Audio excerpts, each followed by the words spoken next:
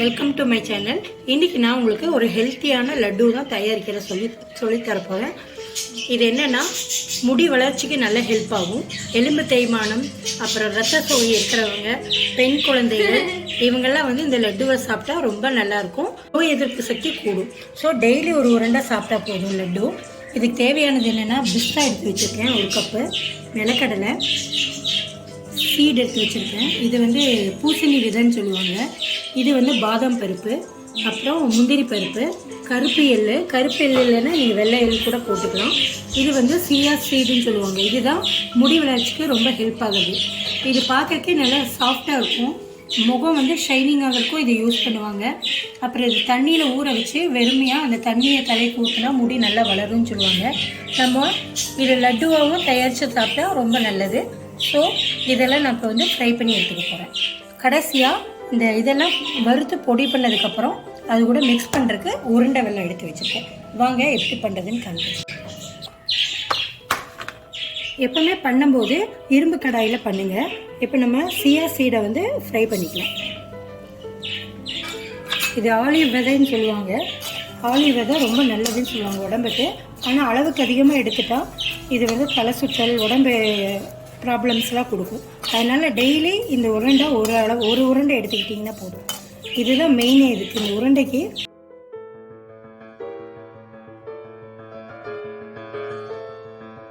எப்போவுமே ஸ்டவ்வை சிம்மில் வச்சு பண்ணுங்கள். இந்த மாதிரி சீடெல்லாம் ஃப்ரை பண்ணும்போது பாருங்கள், ஆலிவ் சீடு ரொம்ப கருக வேண்டாம். ஆனால் இந்த மாதிரி படப்படன்னு வெடிக்கும்.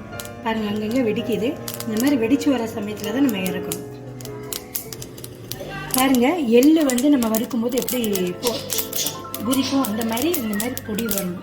இப்படி குதிச்சு வரணும் நல்லா. அப்போ இது நல்லா ஃப்ரை ஆச்சுன்னு அர்த்தம்.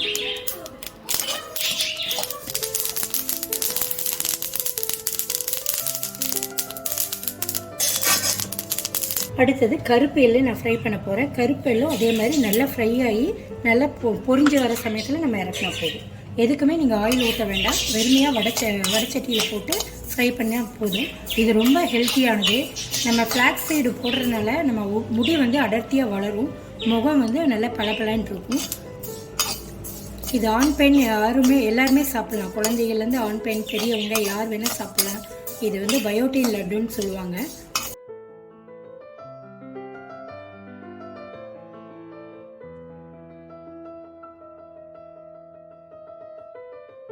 பாருங்கள், கருப்பு எள்ளு நல்லா ஃப்ரை ஆகிடுச்சு. இப்போ நம்ம இதையும் தனியாக எடுத்துக்கலாம். இப்போ இது கூட நிலக்கடலை ஃப்ரை பண்ணி எடுக்கணும்.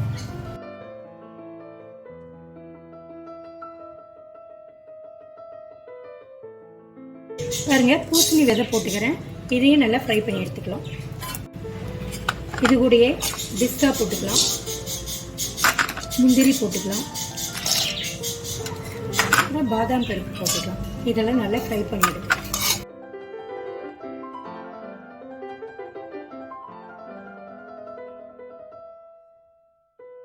ப்ரோட்டீன்ஸ் இதில் நிறைய இருக்குது.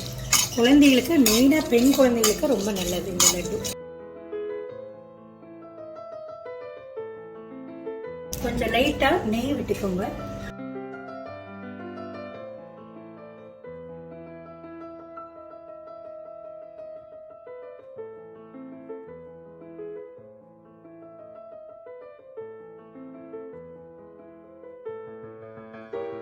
சூடு ஆறினதுக்கப்புறம் மிக்சியில் போட்டு அரைச்சி எடுக்கிறோம். அப்புறம் வெள்ளத்தை காய்ச்சி அது கூட நம்ம மிக்ஸ் பண்ணி உருண்டைகளாக பிடிக்கலாம். அவ்வளோதான் ஃப்ரெண்ட்ஸ், ஈஸியாக பண்ணிடலாம்.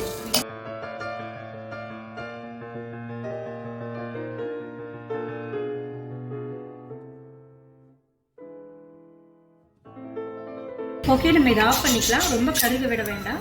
இப்போ இது நம்ம சூடு ஆறினதுக்கப்புறம் மிக்சியில் அரைச்சிக்கலாம்.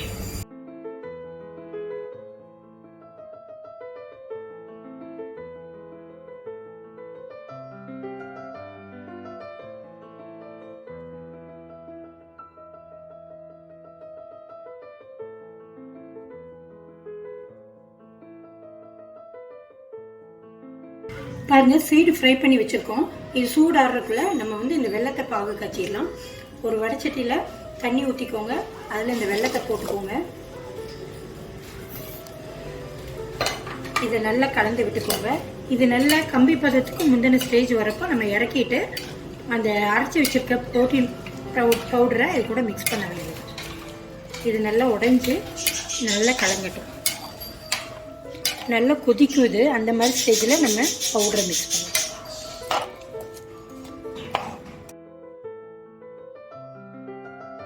பாருங்க, நான் அரைச்சி எடுத்துட்டேன். ரொம்ப நைஸாக பண்ண வேண்டாம், இந்த மாதிரி தறி தறியாக இருக்கணும் உங்களுக்கு. அப்போ தான் சாப்பிட்றதுக்கு நல்லா டேஸ்ட்டாக இருக்கும்.